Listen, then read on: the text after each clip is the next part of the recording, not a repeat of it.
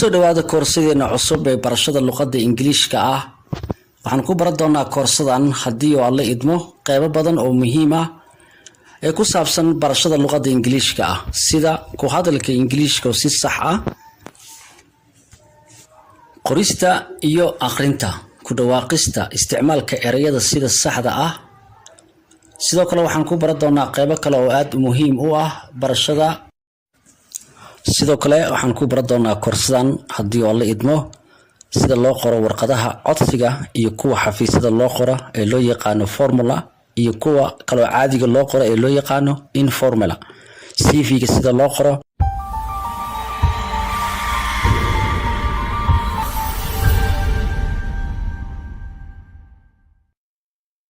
ugu soo laabana cashirkeena maanta waxaan ku bilaabi doonaa waxa loo yaqaano introduction tennis. maxaa la yiraahdaa marka ugu horeysa horta tennis in la isweydiiyo waa dadku inta badan waxay dhahaan waa maxay tennis horta muxuu yahay marka ugu horeysa dadka inta badan waxay isweydiiyaan tennis muxuu yahay. dad baa ku dhahay 2 tennis baan qaatay 3 tennis baan qaatay 4 tennis baan qaatay. so marka ugu horeysa horta inaan fahanno ayaa la rabaa what is a tense. waa maxay tense? Tense is the change of time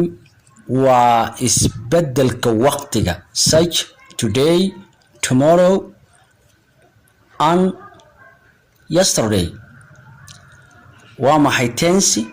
Tense is the change waa isbedelka muxuu isku bedelayaa of a time waqtiga isbedelkiisa ayaa waxa la yiraahdaa tense. such sida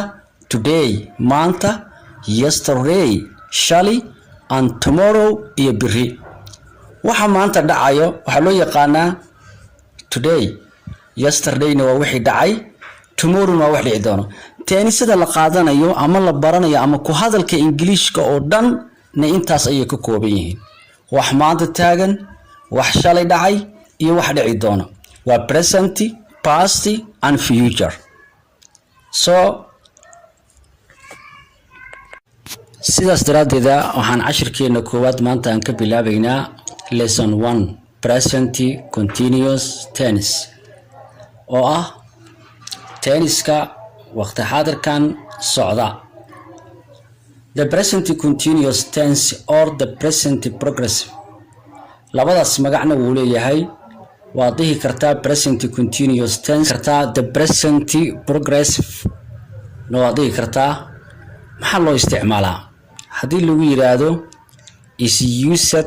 to tell about. tenniskan waxaa loo isticmaalaa in lagu xuso ama lagu sheego waxaa kamid ah actions ficilo happening at the time of speaking dhacayo xilliga la hadlayo. tenniskan waxaa loo isticmaalaa waxaa kamid ah actions happening at the time of speaking ficilo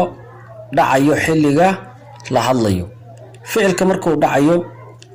markaa waxaad adeegsanaysaa tenniskan present continuous tense. waxaa kamid ah at the moment waqti xaadirkan, now iminka, just now hadda, right now waqti xaadirkan. intaas xilliga oo adeegsanayo qofka waxaa kamid ah xilliga oo hadlayo. example tusaale I'm going to school. waxaan u socdaa school. so just I'm speaking now. iminka waan hadlayaa. sidaas daraadeed waxaan adeegsaday at the time of speaking xilliga la hadlayo ficilka haddii oo socdo. I am eating something. wax baan cunayaa. I am reading my book. waxaan akhrinayaa buugayga. all these actions at the time of speaking bay dhacayaan xilliga la hadlayay oo aad hadlaysane way socdeen ficilkani. sidaasaan u isticmaalaynaa present continuous tense. sidaas daraadeed ayaan u isticmaalaynaa tenniskan loo yaqaano present continuous tense. ficil kasta oo socdo xilliga aad hadlaysid waxaan isticmaalaynaa present continuous tense. sidoo kale waxaan u isticmaalaynaa tenniskan be actions ficilo going on now iminka socdo wixii hadda dhacayo na waan u isticmaalaynaa tenniskan at the moment now wixii hadda dhacayo waan u isticmaalaynaa. waa be kii hore waxaan dhahnay markii aad hadlaysid ficilada sameynaysid waad u isticmaalaysaa tenniskani. marka labaad waxaan dhahnay B action is going on now ficilada iminka dhacayna waa loo isticmaalayaa labada uses ama labada isticmaal way iska agdhow yihiin sida A iyo B oo ah labadaba waxay dhacayaan waa waqti xaadirkan ay dhacayaan labadan use way iska agdhow yihiin sidoo kale waxaan isticmaalaynaa action is ficilo depicting current trend waqti xaadirkan isagana dhacayo laakiin kan wuxuu ugu duwan yahay taking place for given period kan wuxuu qaadanayaa waqti dheer ayuu qaadanayaa waxaa kamid ah sida shaqo ama hawl soconaysa in this week isbuucan oo kale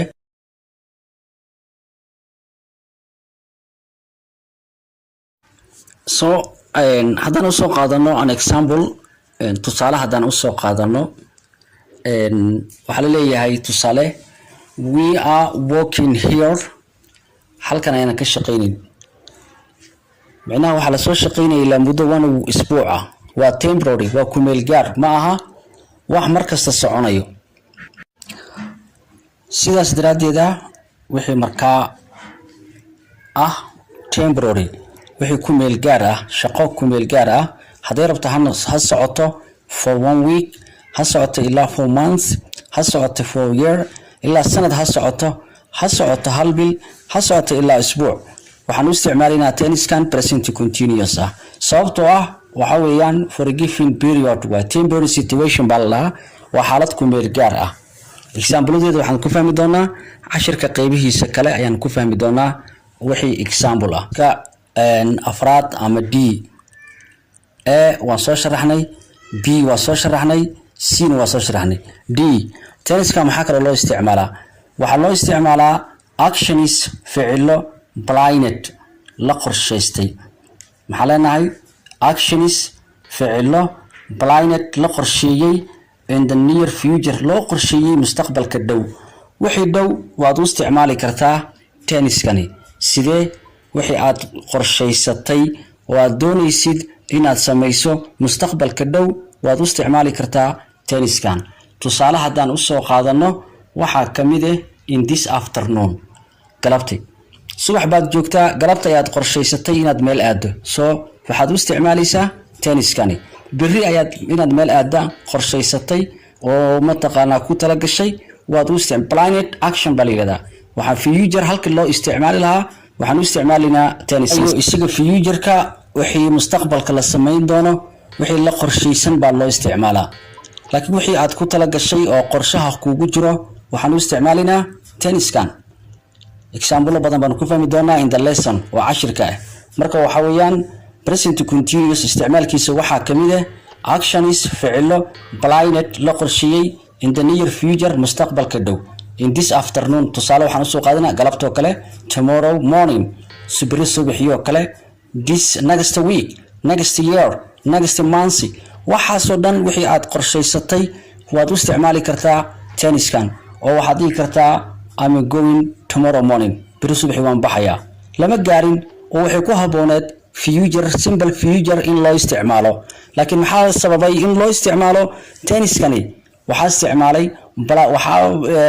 sabab u ah planned actions baa jiro waa planned actions marka wixii saas hagaag okay aan u soo gudubno marka intaas aan kaga soo baxno qaybihii ahaa ee loo yaqaanay uses afartaas isticmaal ayaa tenniskan loo isticmaalaa aan kaga soo gudubno afartaasi aan u soo gudubno waxa loo yaqaano the affirmative sentence structure markii la rabo in la dhiso jumlo ahaan inaad ku hadasho markii aad doonaysid waxaa laga rabaa inaad marto formulahan ama rulkan structure-ka u yaalo tusaale haddaan u soo qaadano waxaa leenahay in aad jumlo dhisato ayaad doonaysaa jumlo markaad dhisanaysid waa inaad ogaataa meesha oo subjectiga ama faacilka ama ficil sameeyuhu dhacayo meesha oo dhacayo objectiga ama ficil gudoomaha ama waxa loo yaqaan ficil lagu sameeyaha sidoo kale inaad kala ogaatid every word eric kasta meeshii la dhigi position ku leeyahay marka structure-kan wuxuu ka saacidayaa inaad jumlo affirmative dhigato oo aad samaysato the affirmative sentence structure qaab dhismeedka loo sameeyay jumlo oo affirmative ah horta affirmative maxaa la yiraahdaa affirmative waxaa la yiraahdaa positive sentences jumlada positive ka ah aan su'aal ahayn diidmana aan ahayn ayaa la yiraahdaa affirmative ama positive sentence waxa weeyaan I am going to school oo kale waa example waa I'm going to school oo kale waa affirmative sentence waa marka su'aalna ma ahan diidmana ma aha sidee loo dhisayaa marka rabnaa dhisno waxaan leenahay subject plus am is are si kale hadii loo dhahana waxa dhigi kartaa subject plus present tense of form of verb to be plus waxa dhigi kartaa subject plus present tense form of verb to be plus base verb plus ing plus object si ka fududna way jirtaa oo waxa dhigi kartaa subject plus oo loo geeyay am is are saddexdan waa saddex verb to be ah am waxa ku shaqeeyo I isna waxa ku shaqeeyo she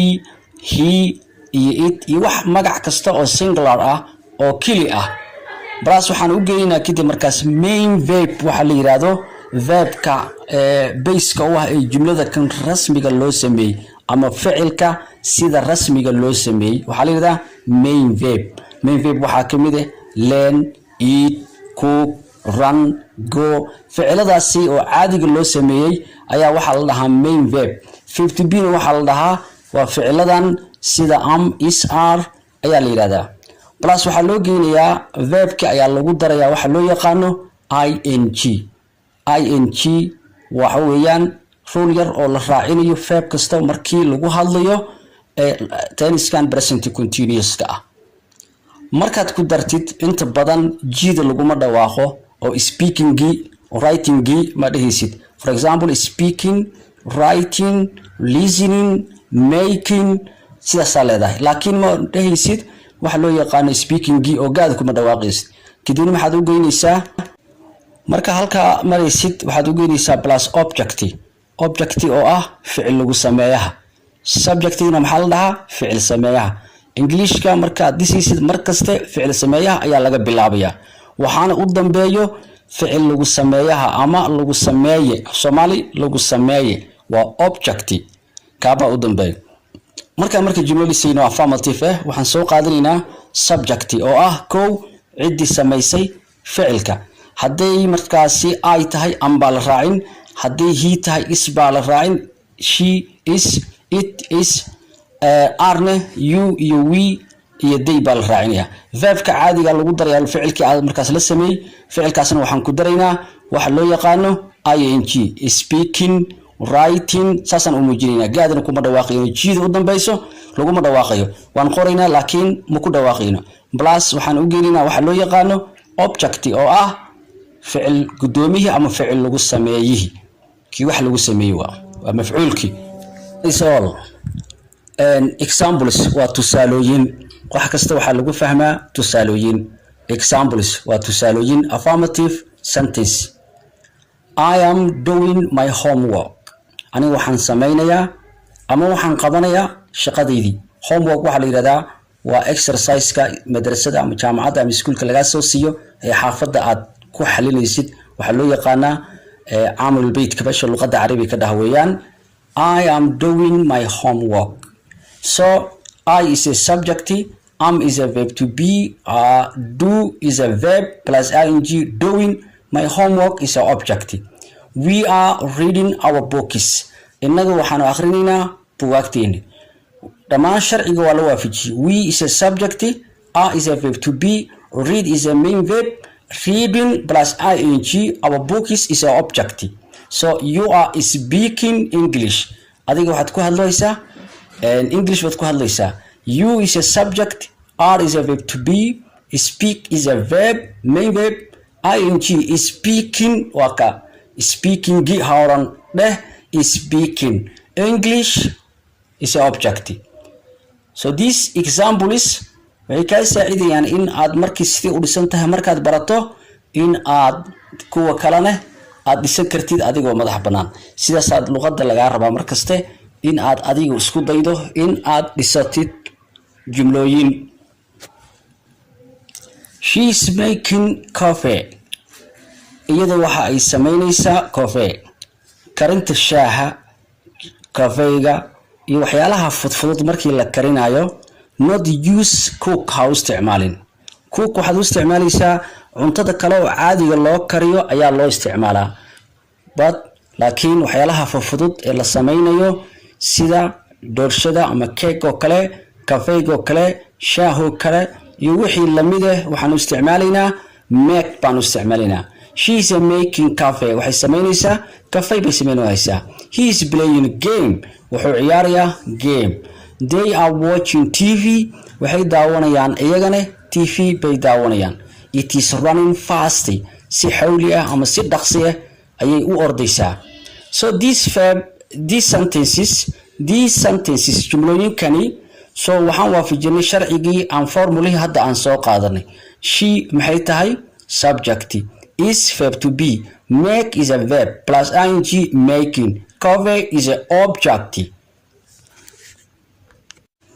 so other examples tusaalooyin kale Gedi is writing a letter Gedi waa magac qofeed waxaa la Gedi is writing a letter wuxuu qorayaa warqad waqti xaadirkani markii aniga hadlayo at the time of speaking aan dhahayo Gedi waxa uu qorayaa warqad inta aan hadlayo Gedi isaguna shaqada ayuu wadaabo oo waxaan waafajinaynaa role-kii use-kii ahaa at the time of speaking Ron is cooking food Ron waxa ay karinaysaa cunto Umar and Ali are waiting for bus Umar iyo Ali waxay sugayaan iyagana bus Note Oxono I, we, you, she, he, they and it are subjects dhammaan intaas oo dhan waxa weeyaan waa sameeyaal waa faacil yaal waa kuwa waxa sameey subjectska waxa weeyaan luqadda Ingiriiska markay ereyga subject waa macna badan tahay maadooyin subject maado bay noqotaa ujeedo bay noqotaa waxay noqotaa ficil sameeyo bay noqotaa marka maanta waxa intaas waxa weeyaan subjects weeyaan waa subject waa faacil sameeyaal ayuka jumlada sameeyay ayuka taagan waxaan la dhigaa markaste subjectiga the sentenceska ayuu ka bilaabmaa jumladu way ka bilaabmataa faacilku isaga laga bilaabaya